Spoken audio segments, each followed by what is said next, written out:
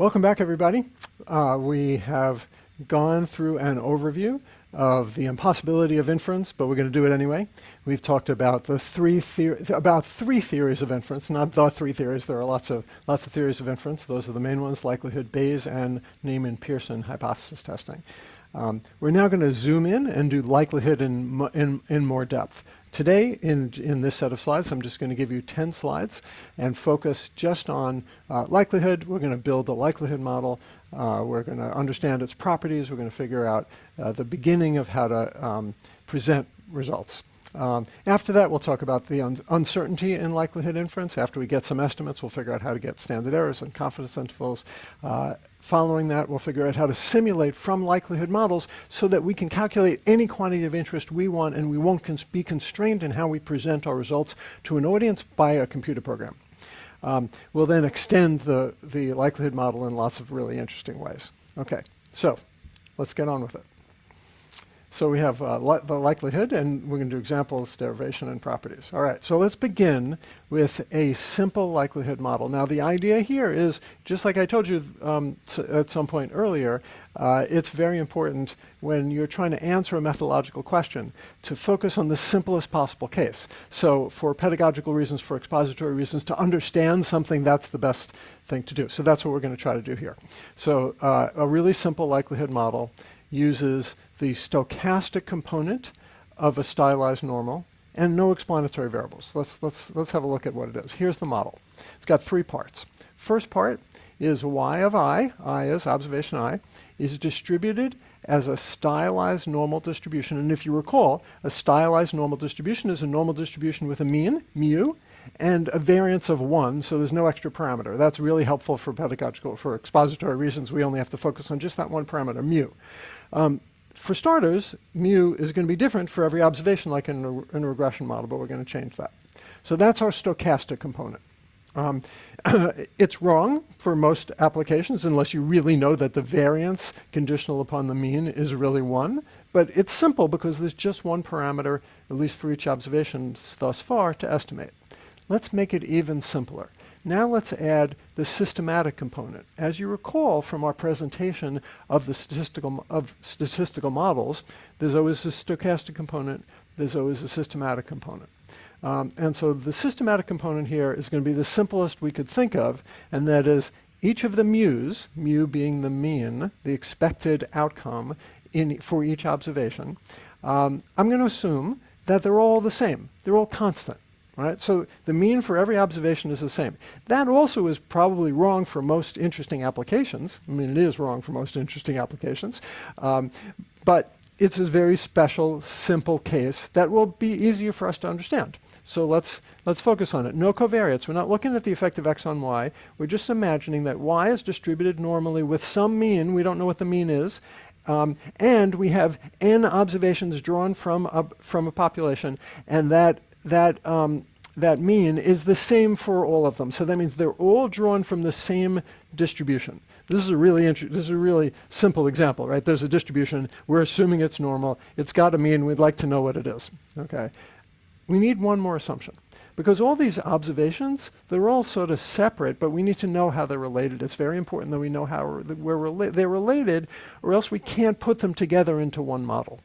So typically there's some type of independence assumption.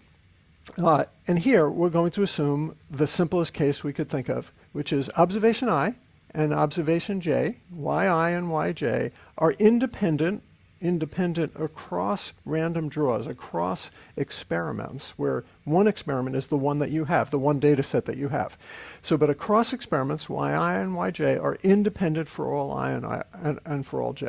So for example, if you do a survey, and you randomly select one person, and then you randomly select another person, those are the two people in your sample, and you're drawing them from different parts of the universe, they're independent, plausibly. They're independent because if you repeated that analysis, those two random draws, many, many times, where we would only get to see one number for each, but if you did it many, many times so that there was a variable for each, right, where a different number for each of the data sets, and we actually correlated them, they would be independent across a large enough sample. So that's our assumption.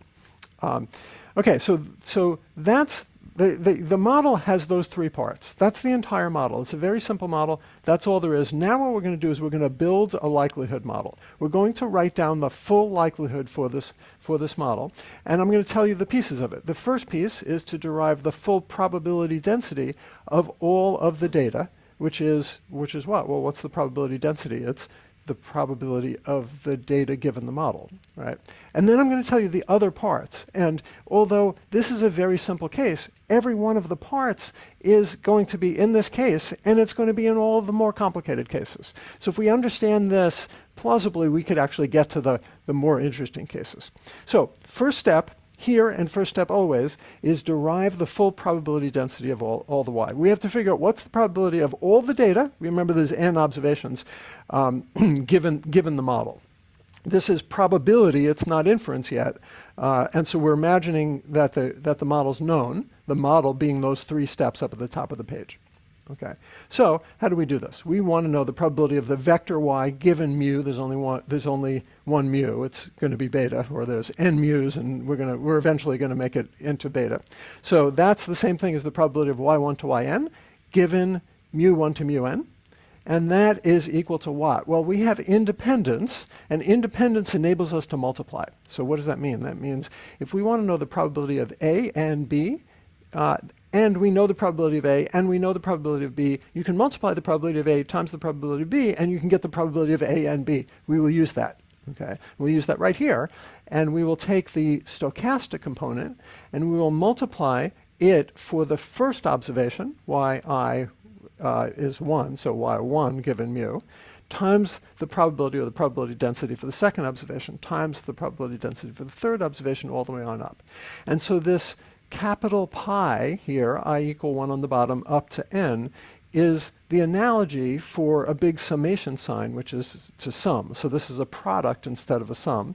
And so this thing is the same thing as the normal for yi given mu I, multiply for all of them. So it's the normal for y1 given mu1 times the normal for y2 given mu2 times, etc.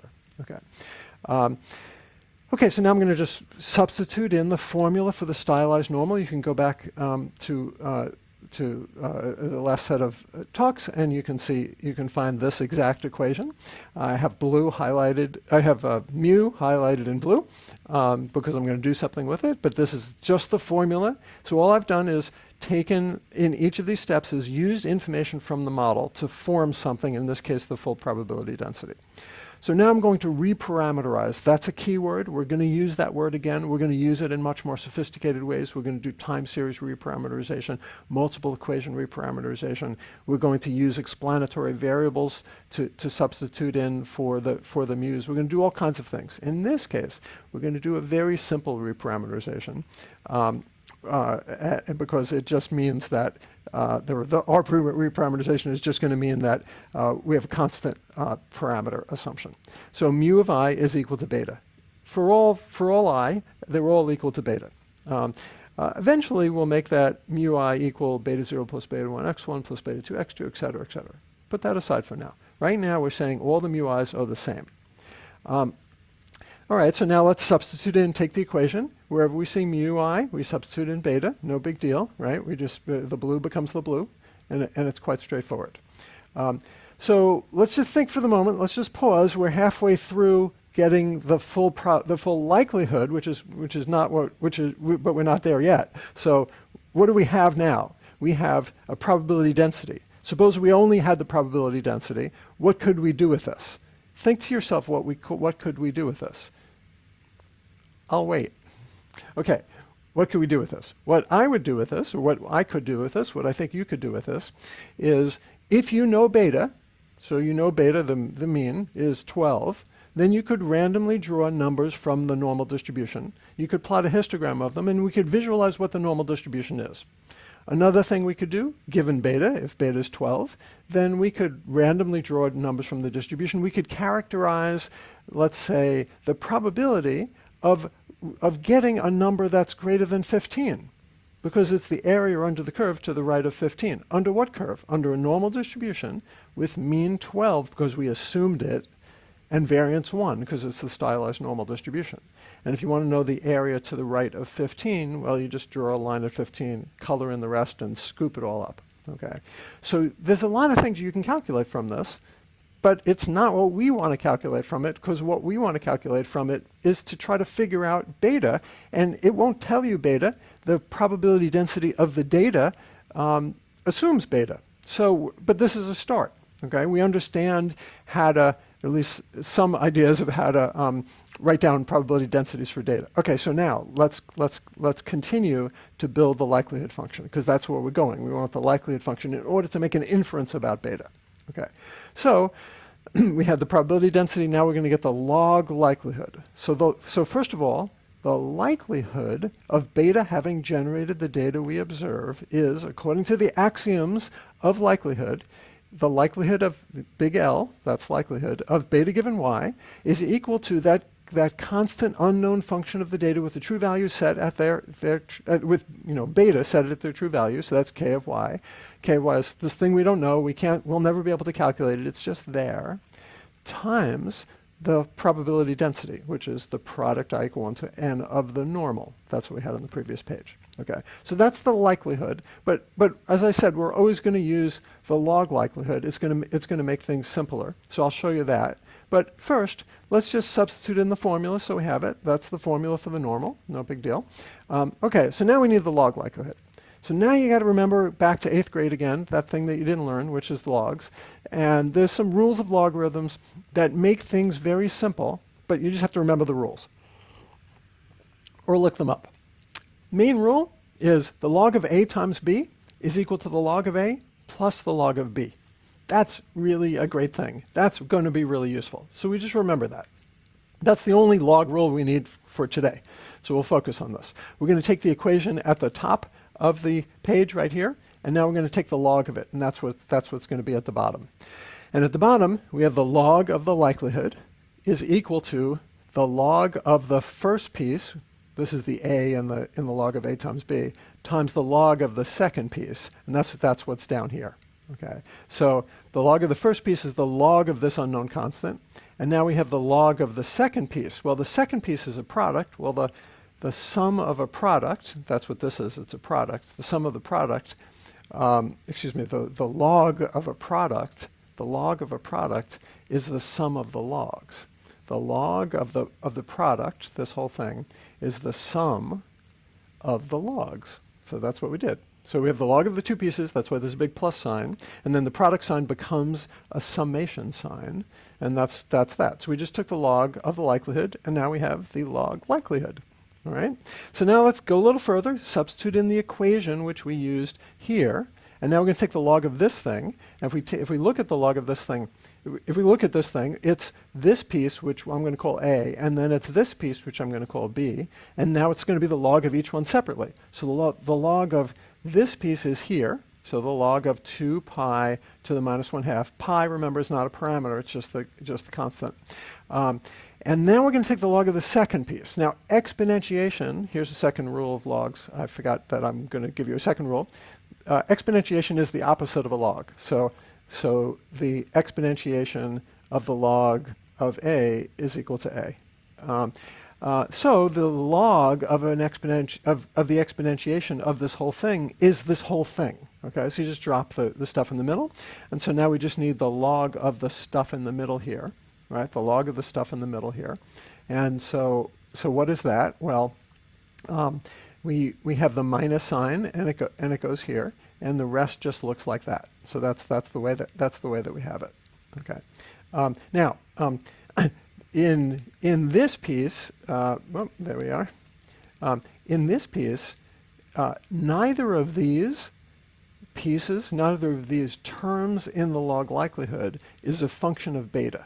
Okay. Neither one's a function of beta, and so what that means is when we're trying to find the maximum, we don't need those terms at all. So what happens to them is they get really embarrassed and they turn red and then they disappear. Okay, so that's the main thing.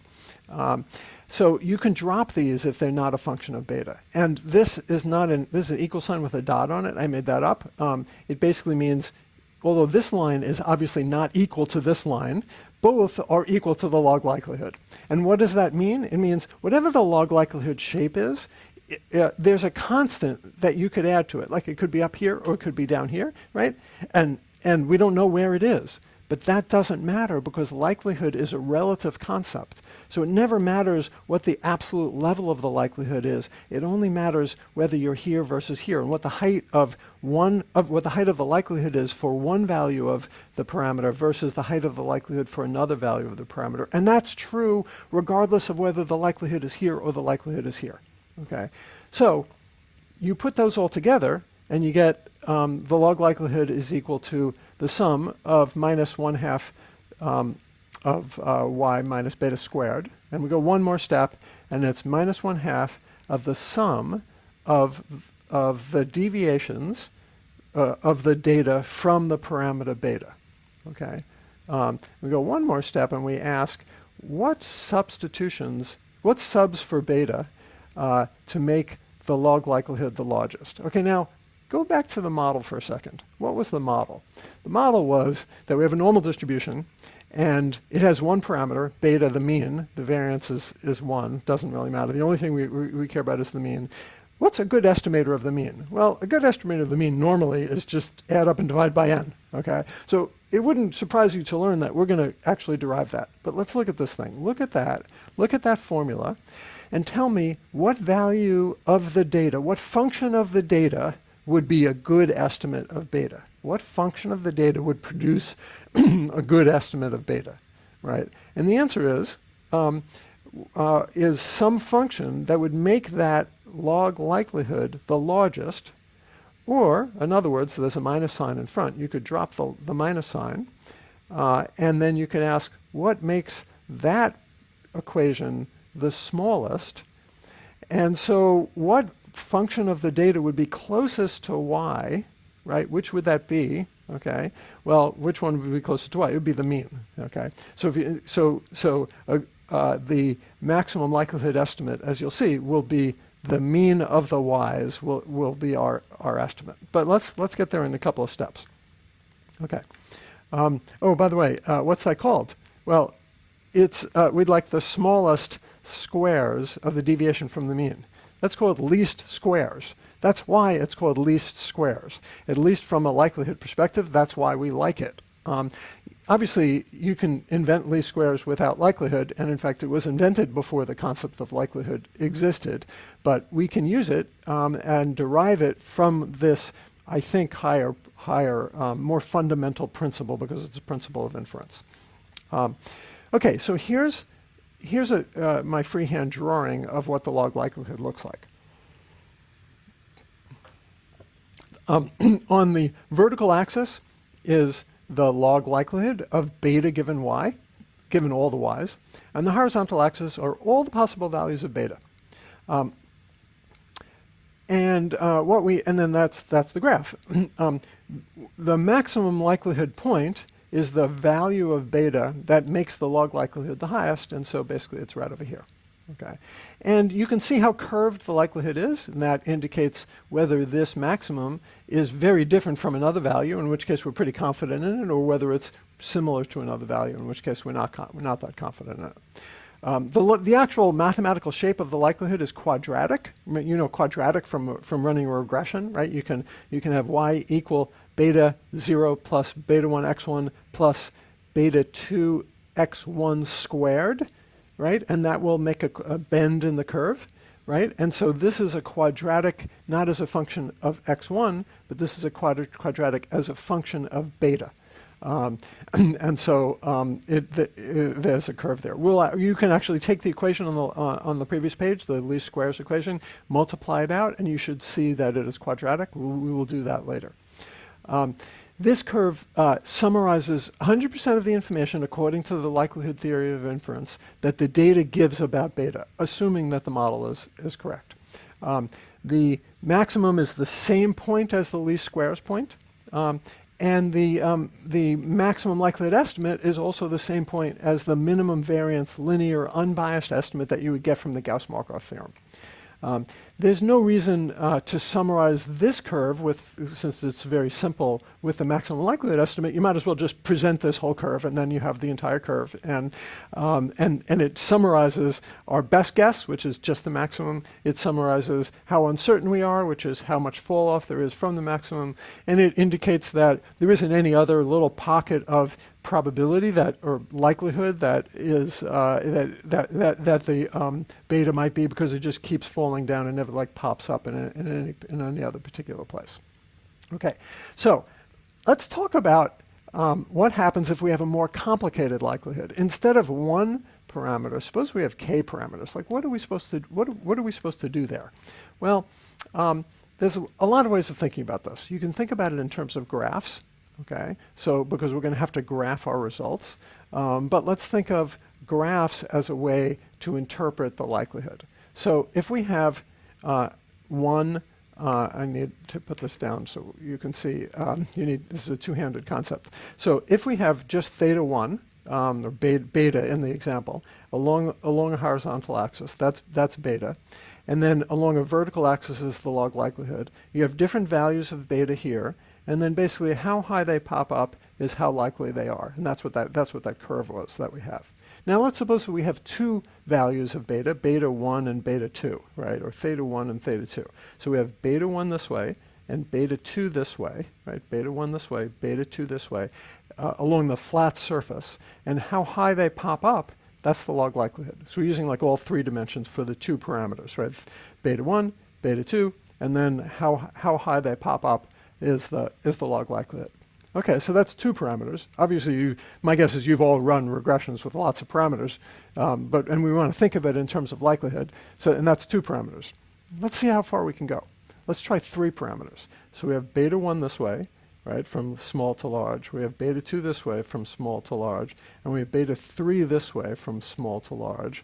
And then any one point in here it indicates that you're here for beta 1. So beta 1 is equal to 3, beta 2 is equal to 4, and the height indicates that beta 3 is equal to 16 or whatever it is, right? So each point is one of those values. But where are we going to indicate what the log likelihood is?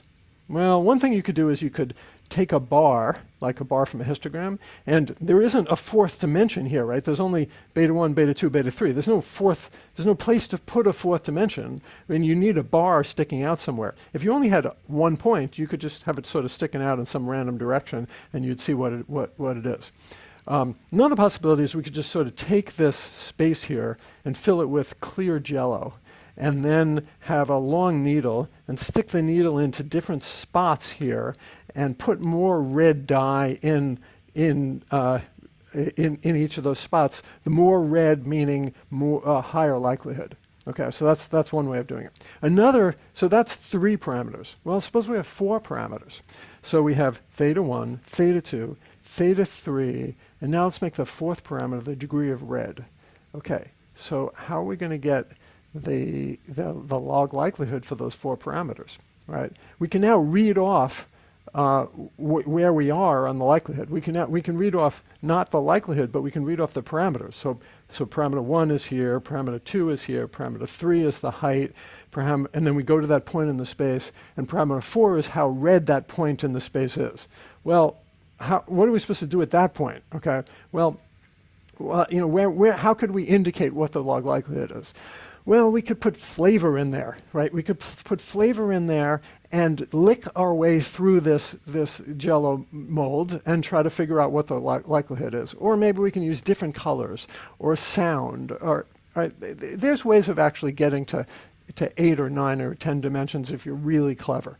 But it ggets complicated, obviously, and we're often going to have more explanatory variables than that. Okay. By the way, have you ever seen the book Flatland? So you should totally get this. The book's 100 years old. It's about 100 pages. It's out of copyright. It's available on the web for free. It's a political novel about math. It's pretty cool. It's a story about Mr. Square. And Mr. Square lives in Flatland in two-dimensional space. So he lives in two-dimensional space, and he's got friends. He's got a triangle friend, and he's got different polygon friends. And the higher status you are in Flatland, the more the more sides of your polygon, or I should have said it the other way, the more sides of your polygon, the more status you have. And the high priests of the place are the perfect circles, of course. And women who are dangerous, of course, are lines. And when they're lines, of course, because as the objects move around in two-dimensional space, you know, you can't even see what a woman does. I'm just reporting these are the rules, right? This is what the story is. You can't see a woman if you're looking at her from a particular direction, right? So they're very sneaky, as this story explains. And also they can hurt you, right? It's because they're pointy, right? In any event, so you can figure out your friends. Like, how do you figure out what their shapes are? Well, you have to sort of move around in two-dimensional space, go all the way around them to figure out what their shapes are and figure out what status you should give them. This is sort of it's a revolutionary novel, right? In any event, so, because they're making fun, obviously. So in any event, the story begins, or an interesting part of the story is when, for the first time in the entire history of Flatland, a point appears out of nowhere. No, that had never happened before, because before everything was a stable object. But a point appeared in Flatland, and then that point became a small circle. And then that small circle grew, and all of the squares and the triangles and the polygons all became like flabbergasted. And the circle became bigger and bigger and bigger, and then it got smaller and smaller and smaller and smaller and smaller, and then it became a point, and then it disappeared. What was it? Do you know what it was? Do you know what it was? Think about that. Do you know what it was? So it was a sphere moving through the plane, right? Because if this is the plane and the sphere hits the plane right at the beginning, it'll just touch it in a point. And then as it goes up, it'll be a little circle, and then it'll cut through in a bigger circle. And then at some point, the circles will get smaller and smaller. So that was totally weird and completely unexpected. And so Mr. Square studies this and is really interested in it and can't really figure out what goes on. And then he hears a voice, but he doesn't see anything, any other creature speaking. So he's talking to the sphere, but the sphere is in the third dimension. And finally, the sphere bumps Mr. Square out of his world, out of his two-dimensional space, into the third dimension, and enables Mr. Square to look down at all of his friends in Flatland. Right? And when he sees his friends, he can instantly see, without having to go around them, whether they're a triangle or a line or a circle or whatever they are. That's utterly amazing. But not only that, he can see the insides of his friends, which is utterly disgusting. Because it's not like you can see all of your friends naked. It's that you can see all of the particles, all of the molecules and atoms that make up your friend all at the same time, stuff that you would never be able to see before. Anyway, the implication, of course, is that if there was a four-dimensional creature and it came to visit us, first we'd hear it speaking from somewhere. We don't know where it is, right? Just like I didn't know where to put that bar in three-dimensional space, right? It's from somewhere. And then at some point it could bump us out of three-dimensional space, and we could look back down at our three-dimensional space and see the insides of all of our friends, okay? And, you know, it would be really cool. And in any event, we could present our graphs in a different way. It would be quite an experience. Go have a look at that book. It's really neat.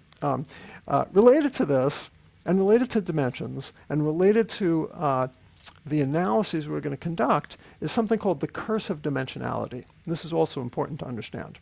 So the curse of dimensionality works like the following. So imagine you have a regression. So you have some knowledge of regression, you feel like you understand regression. Suppose you have one explanatory variable with 10 categories, and you don't want to make any linearity assumptions. So what do? How do you run the regression without making any linearity assumptions with your 10 categories of your one variable?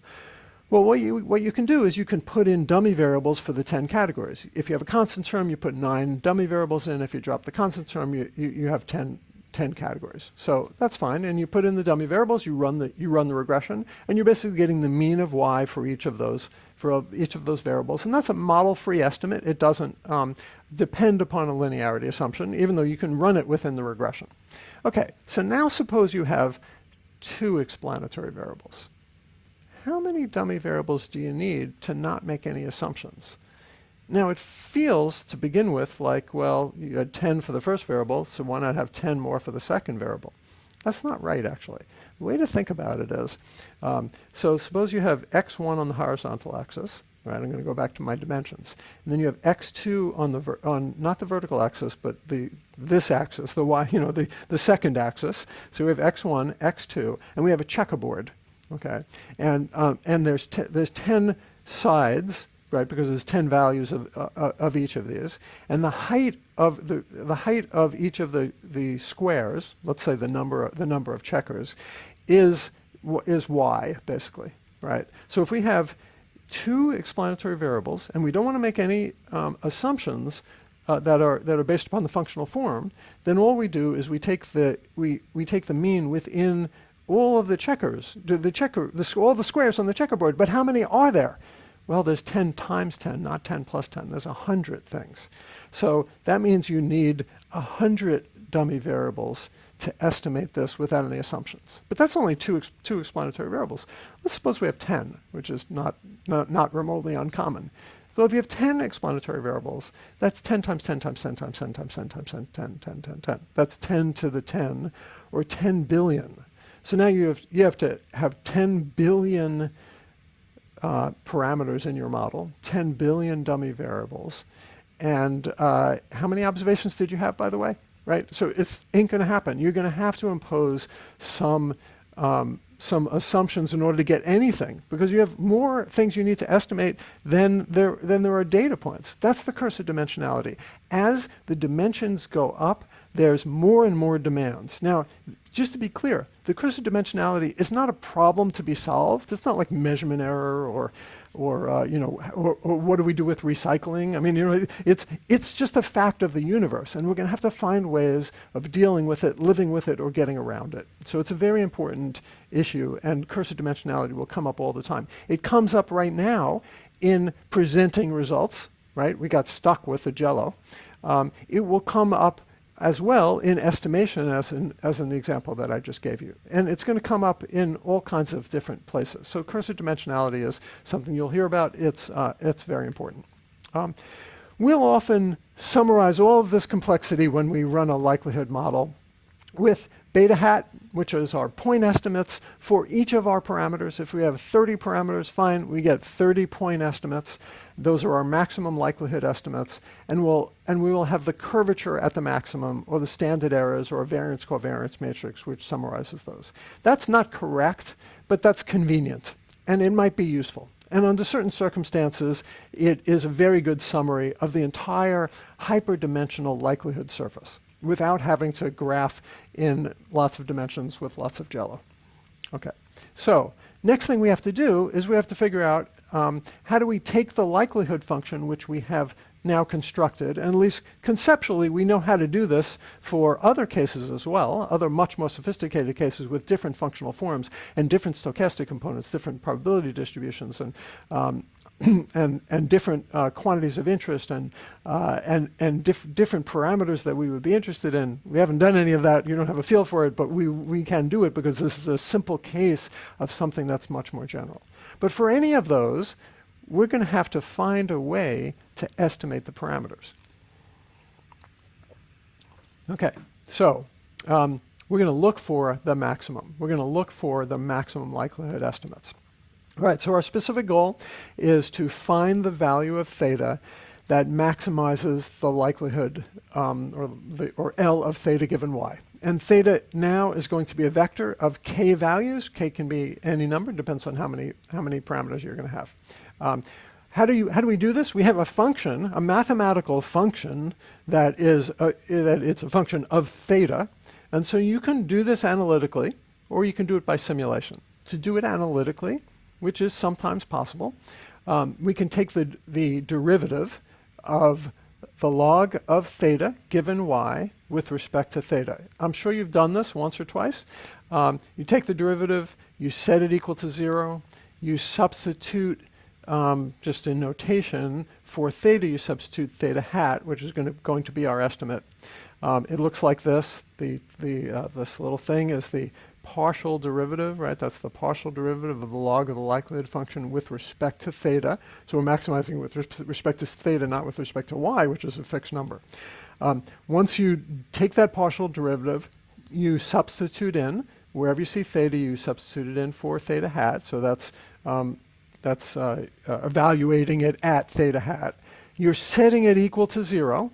So you just set it equal to 0. Why do you set it equal to 0? Well, the partial derivative, if this is the curve, the partial derivative is a tangent to the curve. Which tangent to the curve do we want? We want the one where it's flat, because at the top, it's flat. So, and we're looking for the top. We're looking for the maximum. So that's why you set the derivative equal to 0. If it's possible, then you have a mathematical equation, solve it for theta, and label it theta hat, and now you have a formula for your estimator, which is your maximum likelihood estimate. In the simple case I gave you, you can do this, and you will find that the formula is add up and divide by n. In other more interesting cases, most interesting cases, you won't be able to solve for it. You have to solve for it numerically in some way. Let's make sure that the likelihood doesn't have a minimum. So in other words, the likelihood may go like this, and then maybe it has a piece that comes up like this. Well, the first derivative is flat at the top, but it's also flat at the bottom. And we want to find the maximum likelihood estimate, not the minimum likelihood estimate. So you have to do one more step if you're going to do this analytically, which is to take the second derivative and make sure it's negative. So what does that mean? So the second derivative is if it's curved downward like that, it's negative. If it's curved upward, then it's positive. So you have to take the second derivative. You have to check that's called checking the second order condition in calculus, and you make sure you're making sure it's a maximum rather than a minimum. Okay, so you can do all that with the more and more sophisticated statistical models we're going to have, and more sophisticated equations and complicated formulas we'll have with different kinds of stochastic components and systematic components. Or, if you wish, you can do it numerically, and the computer will do it for you. And we'll show you how to do that. That sound good? Okay, pretty good. Basically, do it numerically. It'll be easier. And sometimes we will want to switch to doing it analytically because it might give us intuition, or because doing it numerically in some cases may be way too slow. Sometimes doing it numerically is faster than analytically, but sometimes analytically is faster, and we would then want to put the effort in to try to figure it out. Okay, so now we know how to write down, at least in a very simple case, the log likelihood function for a particular model. And I think in general for any particular model. And then we have the log likelihood function.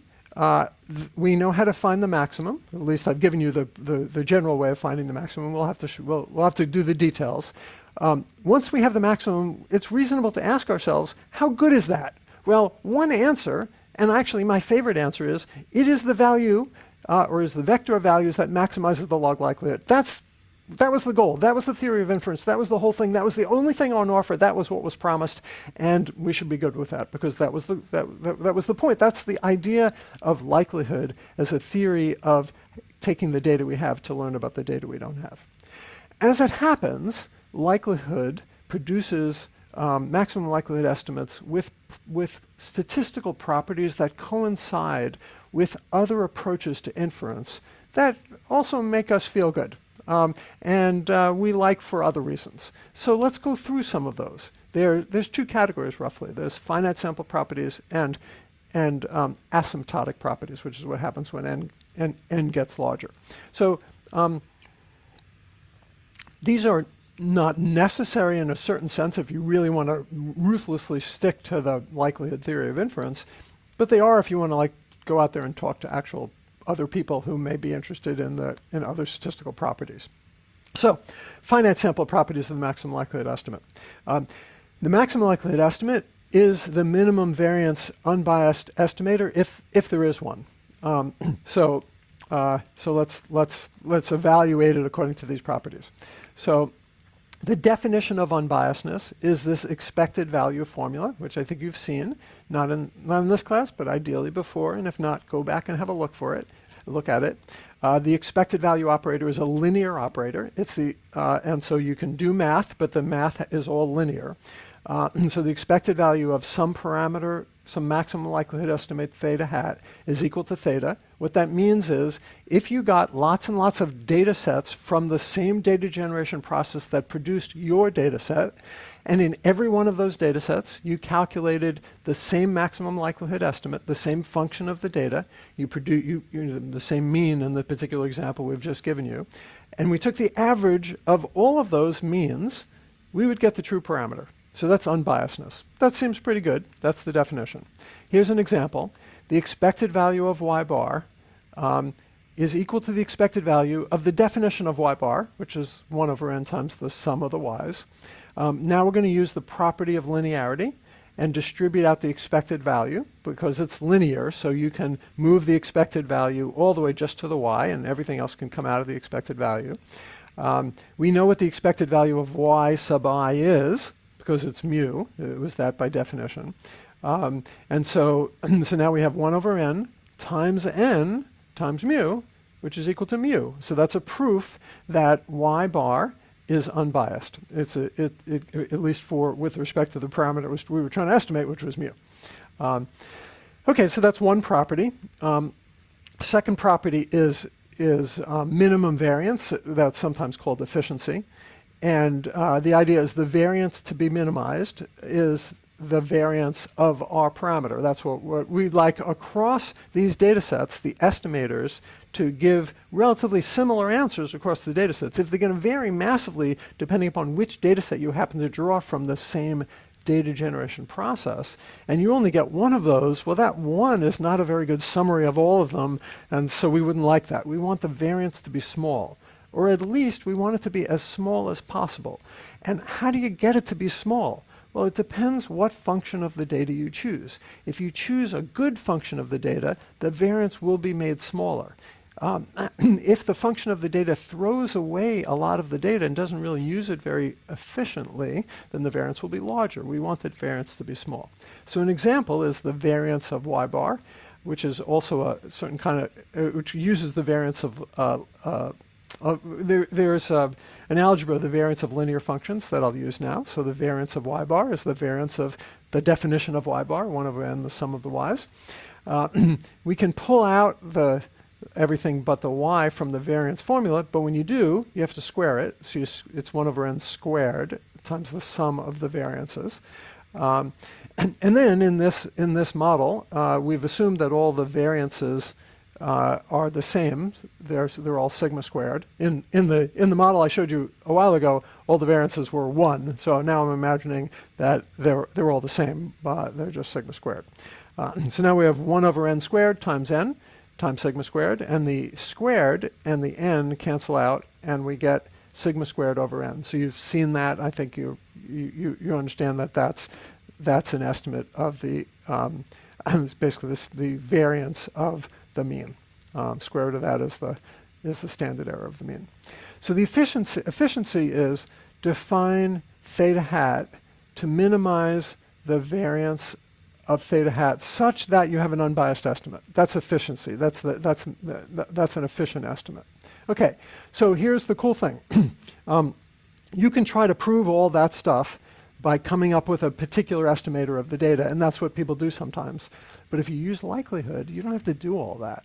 If you use likelihood, you can be happy in knowing that if there exists a minimum variance unbiased estimator, maximum likelihood, the method of maximum likelihood, will find it. And your estimator will be a minimum variance unbiased estimator. If there isn't one, well, it won't find it because it doesn't exist, but nothing else will find it either.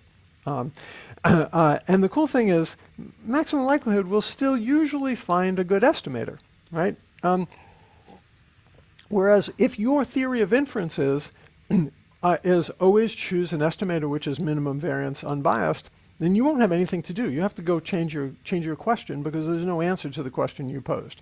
So maximum likelihood will give you MVUE when it exists, and it'll give you something sort of reasonable that I think you would regard as reasonable in other cases. Okay, second is invariance to reparameterization. This one is important if you're going to do your own study. All right, so both of the following are maximum likelihood estimators. It's totally intuitive. You could estimate sigma squared with sigma squared hat, no surprise. But you could also estimate sigma squared by estimating sigma with sigma hat and calculating sigma hat squared by just squaring it. No big deal. Okay, so both are maximum likelihood estimates, but that's not true for other methods of inference. So let's give you an example. So the expected value of y bar is mu. I just showed you that up above. So what's an unbiased estimate of 1 over mu? Well, a perfectly reasonable estimate is 1 over the 1 over y bar, right? Because, like, why not, right? But it turns out that that's not unbiased, because remember I said that unbiasedness uses the expected value, and the expected value uses linear functions, and the expected value of 1 over mu, is not 1 over the expected value of 1 over y bar is not 1 over mu. It just doesn't work because you cannot simplify this expression. This expression here does not simplify to this. And so that's it. It's basically biased. So 1 over y bar, this estimator seems like a perfectly reasonable thing to do, but it's biased. So would you use it? Yeah, I would use it. It's biased. It doesn't fit that particular criterion, but it's reasonable to take 1 over y bar as an estimate of the ratio, if that's of the reciprocal, if that's what you're interested in. Okay. So invariance to reparameterization, you're absolutely going to use a lot, because that means you can estimate whichever parameter you care about, and it's going to be useful. And because you can take functions of it after the fact, or you can take it before the fact. Invariance to sampling plans will affect how you design your research. And the cool idea is it's okay to look at the results when deciding how much data to collect. Okay, so this is really neat. So, power studies? Actually, let's see. In fact, it's a great idea, and I'm going to give you this specific example. So the idea of calculating power. So you're going to run an experiment. You decide how many observations do I need to collect, or people to experiment on, before so that my probability of a type 2 error isn't too high, right? Or so that if there is a truth out there that I think is there, I'm actually going to be able to find it, right? And so you could do these power studies. They're very difficult, because the power studies actually assume that you know the thing that you're trying to estimate, because you can only calculate the power for a particular size estimate, and you don't know what the size estimate is you're going to find. The whole thing is sort of a mess, and in any event, in almost every study you have lots of quantities of interest, lots of things you're estimating, but you only have one n, right? Because you're going to measure all these things on one set of people, and so sometimes it's good for some, and sometimes it's good for another. What a mess. Wouldn't it be nice if what you could do is you could go and collect 10 observations, run the regression, and say, oh, my uncertainty is really big, and then collect 10 more observations, and then include those with the first 10, and say, look, my uncertainty got a little smaller, but it's still too big, and then collect 10 more and keep doing that until the uncertainty is narrow enough? Turns out you can do that, and that is not cheating, and it is not going to lead to bias under maximum likelihood. It is biased. It can lead to problems with other theories of inference, or some other theories of inference, but not in likelihood. So think about this, right? You could do a power study ahead of time. You're going to write your dissertation. You're going to decide to go off to Zambia or Bolivia or somewhere, and you'd really like to finish, come back, and get a great job. Okay, and you have to figure out how long do you need to be in the field. So you do a power study and you decide, how many people do I need to interview? How many villages do I need to visit? How many legislators do I need to run my experiment for? Right? And you do this calculation, but according to certain theories of inference, you have to do that calculation ahead of time. You have to stick to it. You have to collect that number of observations no matter what. So if you get it exactly right, no problem. But if you get it wrong, two things can happen. First of all, you could be in the field for a year, but not quite have enough data to really come to a reliable conclusion. Well, what happens then? Well, then you've wasted your whole time. There are whole theories of inference which say sorry, you have to start over. In fact, in psychology, they very frequently will tell, I hear this story all the time. You know, I've collected all this data and I ran my analysis and my confidence intervals indicate, or my significance level isn't quite enough to convince people that I have the right answer. What do I do? Like, and because everybody's telling me the only thing that is appropriate to do is to start over and collect all the data again and throw these data out. That's true under certain theories of inference, but it is not true. It is absolutely not true under likelihood. Under likelihood, you can just keep collecting data. So the first thing that can happen is you didn't collect enough data. The second thing that can happen is after 6 months of being in the field, you had enough data to make your point and to, in a reliable way to get it accepted at a journal. But you stayed for a year because you promised in your proposal to collect that much data. So you were there for 6 months, wasting 6 months of your life for no reason whatsoever. Okay? Either way, it's sort of crazy. So what should you do? You should collect some data, run your analysis, collect some more data, run your analysis. This paper that I have referenced here, sorry, the great idea is not our paper, but the great idea is it's really useful in a lot of particular situations. It's a really good idea when you're giving a lecture that what you do is you turn off the phone so it doesn't beep at you, okay? Good. In any event, what we did here is we ran an experiment. Ben Schneer, who was a graduate student here and is now a professor at the Kennedy School, and Ariel White, who was a graduate student here and is now a professor at MIT. They came to graduate school, and we decided to do a project together.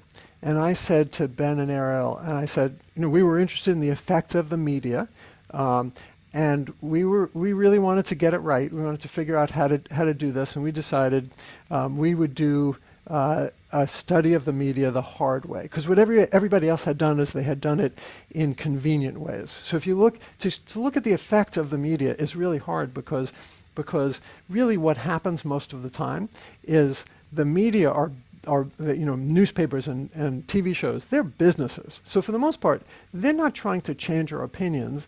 For the most part, they're trying to get our business. So if we move this way, they'll move this way. If we move this way, they'll move this way ideologically. And if they don't move this way, and we're not interested in them, they'll go out of business. So for the most part, they're following us.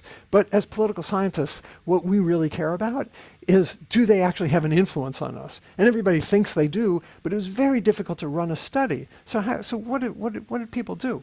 Well, they did all kinds of very clever studies, like when they first put up TV towers in a particular place, there was a hill out there, and the people behind the hill were sort of like the control group, and the people next to the hill would get TV because of the new tower behind the hill. They were in the radio shadow, and so they didn't get it. And that's really great, unless maybe the people behind the hill are not the privileged people, and maybe they make less income, and so so it's not a good comparison between treatment and control. Really, the only way to really do the study the right way is get a whole lot of media outlets and randomly assign to them stories to run. Now, it's very difficult to do that, extremely difficult to do that, but I thought we could do that. So I said to Ben and Ariel in their first few weeks of graduate school, I said, why don't we just do it the right way? And we're not going to make any compromises, and we'll get together. Eventually, we got together 48 media outlets that, through a lot of negotiation, they let us experiment on them. It took 5 years to do this study. I actually told them when they started, we'll finish before you graduate, and I missed by a few months, so my apologies. This is a paper in Science, so it worked out well. Both of them have good jobs, and don't worry about them. And I think it's a great paper. What we did, though, is we used invariance to sampling plans in order to do our study. It was not going to be the case that we worked for 4 years, and I mean, I was not going to let it be the case that we worked for 4 years and we delivered the data and it was too uncertain to come up with an answer. That was really nuts. And also, it was an enormous logistical challenge to get 48 media outlets to let us experiment on them over the long run. And so being able to do that longer than necessary is something I also wanted to avoid. So we used this process of we collected data, we ran our analysis, we collected more data, ran our analysis. I know you're thinking, wait a second, doesn't this bias the results? And the answer is no, not according to likelihood. According to some other theories, yeah, but not according to likelihood. So if you're interested in finding the maximum of likelihood and all the statistics we can calculate from it, then you're okay, and it's extremely highly recommended. Okay, so those are finite sample properties of maximum likelihood. There's also some asymptotic properties of likelihood that we should also pay attention to. There's consistency, which comes from the mathematical concept of the law of large numbers. And the idea here is that as n goes to infinity, the sampling distribution of the maximum likelihood estimator this collapses to a spike over the parameter value. What's the sampling distribution? Sampling distribution again is we have our data, which came from a data generation process. We have a function of the data, which is our maximum likelihood procedure to find the estimate. We do that once, that's one number. We repeat that. At least conceptually, we draw data from the data generation process again, and we calculate that number again, and we do it again, and we do it again, and we do it again. And the distribution across those is the sampling distribution. And the idea here is that distribution, right, gets narrower and narrower and narrower and collapses to a spike over the true value as n gets larger and larger. So consistency is a good thing. We should ask, why do we care? Precisely. Well, because it's an approximation to the idea of more data is better. Now, consistency doesn't quite say that. It says mathematically as n approaches infinity, which ain't going to be the case with your data, but it's an approximation to that, and it's a model of inference, basically, right? So that's why we care. There's also asymptotic normality. Asymptotic normality comes from the central limit theorem, mathematical idea, or statistical idea. As n goes to infinity, repeated samples of the maximum likelihood estimate divided by the standard error of the maximum likelihood estimate converge to a normal distribution. I'll show you a picture of that in a second. Why do we care? Well, if n's large enough, the asymptotic distribution is a good approximation to the actual sampling distribution, and so we'll use the asymptotic distribution, which is really convenient because it's normal. And or it's convenient because we know what it is, and normal is a perfectly fine distribution that we can do lots of things with. So think about the following question. Do the law of large numbers and the central limit theorem, the two most important theorems in statistics really, do they contradict each other? Because the first says as n goes to infinity, the sampling distribution collapses, and the second one is it becomes normal. Okay, hold that thought. I'm going to give you one more property, and then I'll show you some pictures of that. Okay. There's asymptotic efficiency as well, and the idea of asymptotic efficiency is as n goes to infinity, the maximum likelihood estimator contains as much information as can be packed into a point estimate, and then if possible, it's the minimum variance unbiased estimate if that thing exists. Okay. Why do we care about asymptotic efficiency? Well, because if n is large enough, we're not wasting any data, and data are very hard to come by, particularly if we have to collect it. Okay, so let me show you this picture I promised you. Here's the sampling distributions of the maximum likelihood estimator. I'm going to compare the central limit theorem to the law of large numbers, and why asymptotic approximations might work in small samples sometimes. Okay, so here's some distributions. Suppose for small n, the sampling distribution looks like this, like one of these. Okay, first let's just take this side. We take this sampling distribution. For a larger n, it looks a little bit more normal, or it becomes more unimodal, and then it becomes a spike. That's the idea of the law of large numbers. That sampling distribution gets a smaller and smaller variance. It makes sense. If you had 10 million observations, every single time you did a draw from your data generation process, well, you're going to get almost the same number, right? You could throw out the 10 million observations, collect another 10 million observations, right, calculate the number. You're going to get almost the same thing, and eventually, as n goes to infinity, you're going to get the same thing. That's the idea. They're the same thing. Okay, so now what about instead we take the sampling distribution and don't leave it alone, but we divide by its standard error. If you divide by the standard error, then the variance of this thing is always 1. That's how the central limit theorem differs from the law of large numbers. This can't collapse to a spike because the variance of this is always going to be 1 because we're dividing by its standard deviation. Okay, so so this is the original distribution. I picked one with a larger n. It becomes a little more normal, and with a large enough n, it basically becomes normal. Okay, so that's on the left-hand side, the central limit theorem. On the right-hand side, the law of large numbers. The central limit theorem gives us confidence that when we're using an estimator, we can approximate the sampling distribution with a normal distribution. That will be tremendously useful for simulating from the distribution, which we need for interpreting results in lots of different ways. It's also useful for uncertainty estimates. On the right-hand side, you get a feel for what the law of large numbers gives us, which is statistical consistency. It gives us the confidence that if we collected enough data, we're basically going to get the right answer. Okay, let me give you this last point. Here's a little quiz, okay, just on statistical properties so that you get a real feel for what these statistical properties are. Which one is unbiased, but inconsistent? Okay, unbiased, good, but inconsistent, bad. Okay, so we have 1, 2, 3, 4. Okay, so pause the video right now and try to answer this question. Which one of these is unbiased but inconsistent? Pause the video, please. Just click pause. This is the last slide. It's the last thing you're going to have to think about before you go do the next set of slides. And I want you to think about this. This is a really helpful thing. In class, I would do this and put you in groups and have you all figure it out, but we're just going to do it right here. Okay, so try to figure out which of these is unbiased and inconsistent. Okay, dun, dun, dun, dun, dun, dun, dun, dun. Okay, you're back? All right, let's talk about each of these. So A1 is biased and inconsistent. Biased means on average across these, across random draws of the entire data set from the same data generation process, we're going to get the wrong answer because here's the mean, right? This is the mean, which is going to give the right answer, plus 15. So it's going to move it off. It's inconsistent because eventually this piece is going to get to the right answer, and we're still going to have 15, even if you if n has an infinite number of observations, it's still going to be off by 15. Okay. What about the next one? The next one, A2, is unbiased and inconsistent. Why is that?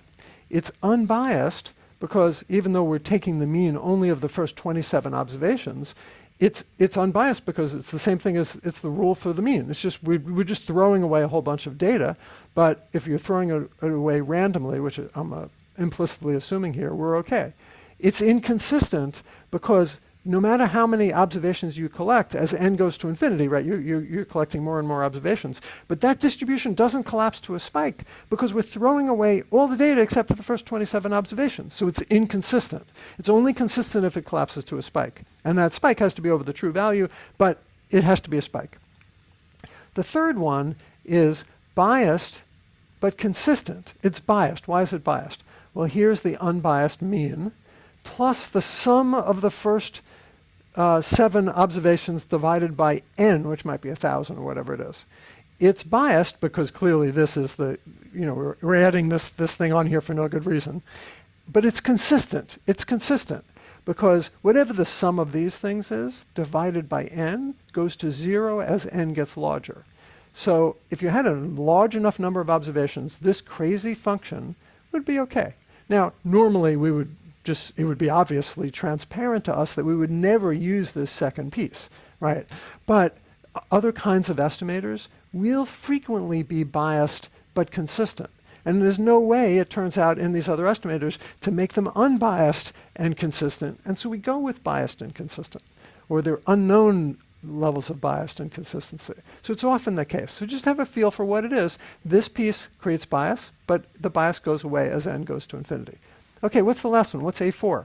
Well, that's unbiased and consistent, but inefficient. Okay, so it's unbiased. It's the mean of everything except for the last 2 observations. So, but that's perfectly unbiased. It's consistent because as n goes to infinity, the last two observations are irrelevant. But it's inefficient because we could do better by using the last two observations. Okay, let me add one more. This is the one that I think you'd like, which is the mean. It's unbiased.